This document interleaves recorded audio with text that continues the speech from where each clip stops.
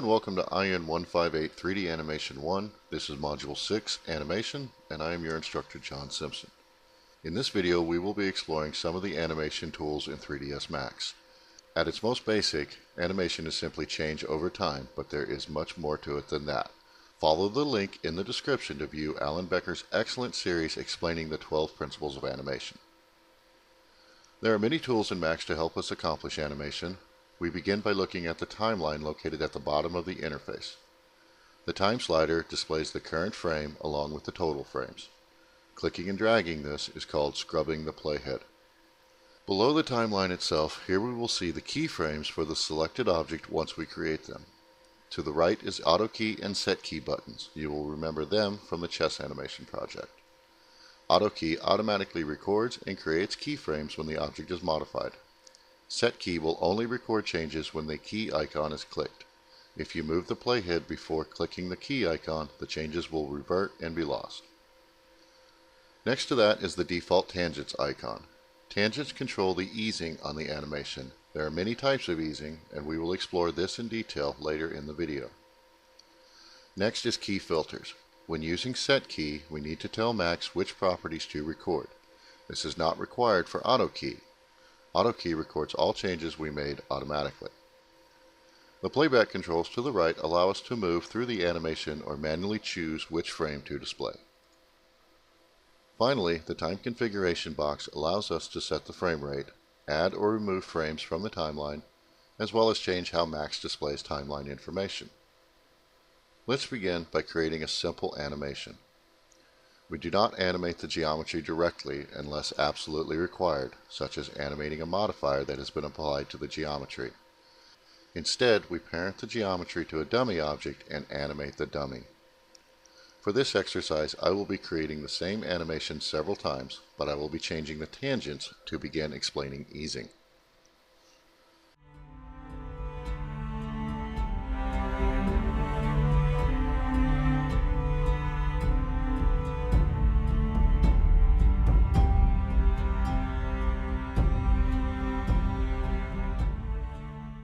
The first animation will be set to a linear tangent. The animation will play out at the same speed from beginning to end.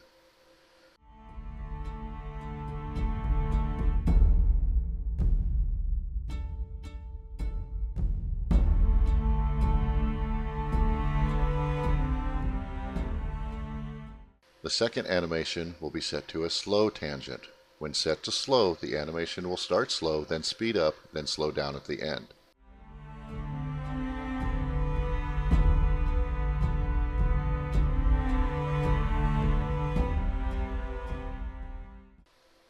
The third animation will be set to fast. When set to fast, the animation starts fast, then slows down, then speeds back up at the end.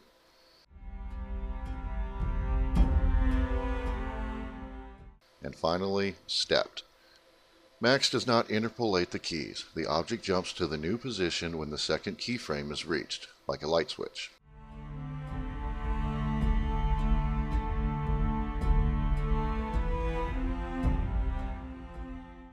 As is demonstrated here, the tangents have a big impact on how the animation plays. Moving, scaling, rotating an object is simple and will only get you so far. Sometimes you will need to constrain the animation to a certain path or constrain the object so it always faces another object. We find the animation constraints in the animation drop-down at the top of the interface. For this exercise, we will be looking at 3 constraints. The path constraint that causes the animated object to follow a path,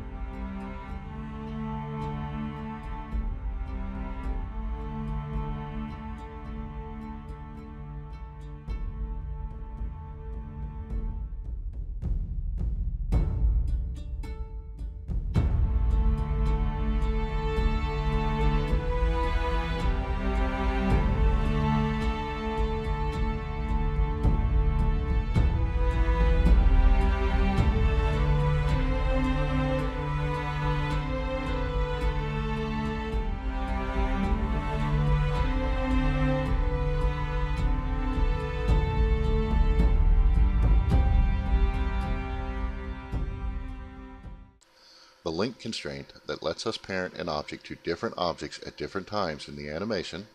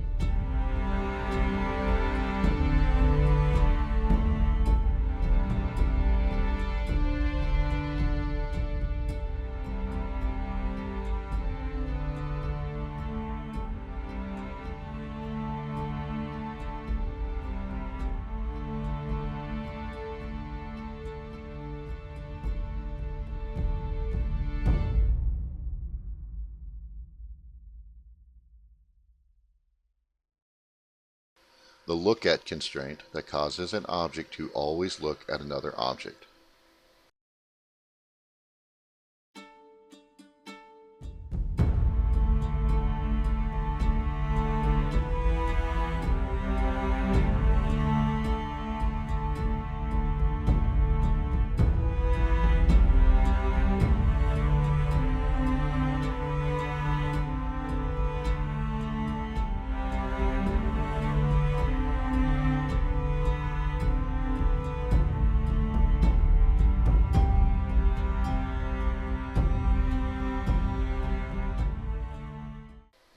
To learn more about constraints, use the search feature at the top of the interface. Tangents determine how Max interprets the animation. Click the icon at the top that has the waveform on it to open the curve editor. If it says Dope Sheet at the top, click the editor and switch to the curve editor. The curve editor lets us see the animation as a set of Bezier curves that can be manipulated. Displayed on the left is the selected object and all of its properties. XYZ position, rotation, and scale, among others. If I select one or more of these properties, the tangents are displayed on the right. The tangents are color-coded. Red for X, green for Y, blue for Z. Going from the bottom to the top on the left side of the tangent window is the property value. Along the bottom, going from left to right, represents time. The double yellow line represents the current position of the playhead. The gray squares represent the keyframes. Note, these turn white when they are selected. Across the top is a toolbar. We will be looking at a few of these tools, mainly the Move tool, the Add Keys tool, and the different types of tangents available. To do this, we will be animating a bouncing ball. Select the property you wish to animate. Use the Add Keyframes tool to create keyframes at various points down the timeline. Then use the Move tool to position them at the correct value. In this case, the ball moves downward, then back up. As the ball bounces, it loses a little bit of energy, causing it to not go as high each time it bounces.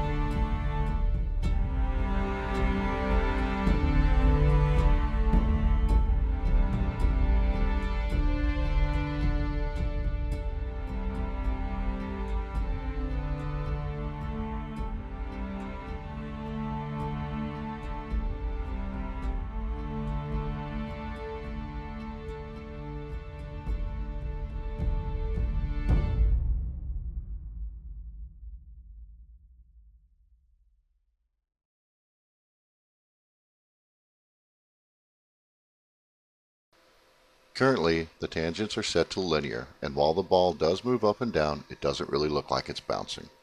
This is due to the linear movement. As the ball drops, it should gain speed. When it hits the ground and bounces, it should start fast, then slow back down as it reaches its apex.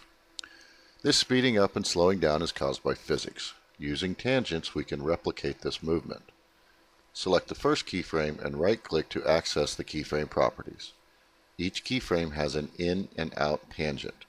The in tangent is the curve coming from the left side into the keyframe, and the out tangent is the curve leaving the keyframe on the right side. To correctly simulate the falling of the ball, we need to think how the ball moves in real life. For the first keyframe, we do not need to worry about the in tangent, only the out tangent. The ball starts slowly and speeds up as it falls. Set the out tangent to slow. Select the next keyframe. On this keyframe, we are concerned with both the in and the out tangents. For the in tangent, the ball is moving quickly, so we set this tangent to fast. For the out tangent, again, the ball is moving quickly as it leaves the ground, so set the out tangent to fast as well.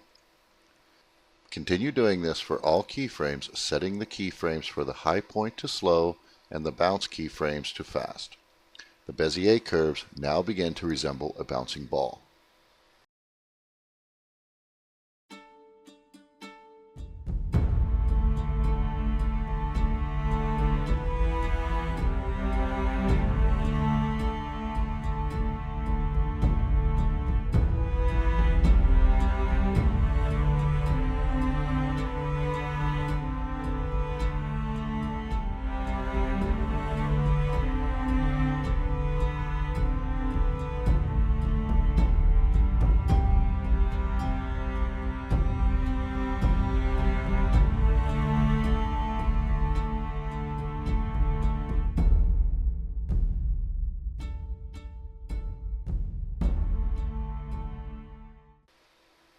For the forward movement, modify the X property in the same manner.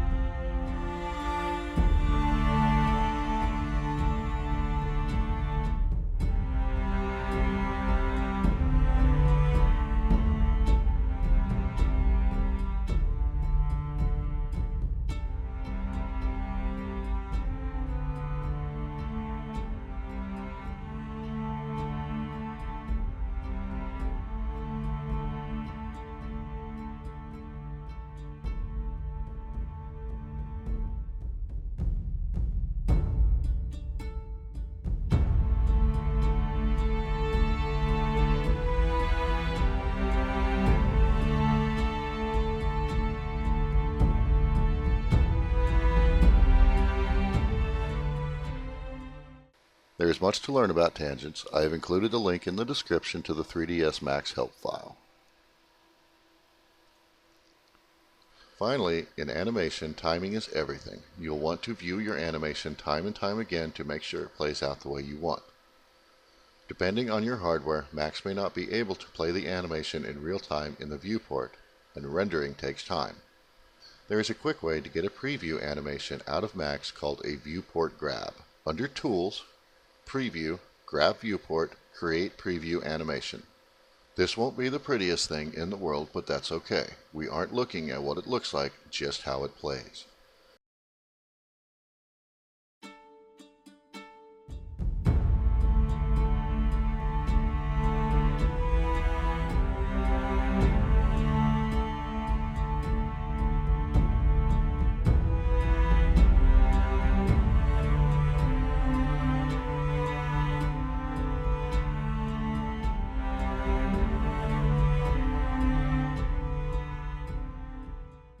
Like everything in Max, animation takes time and deliberate practice to master. Have fun animating. See you next time.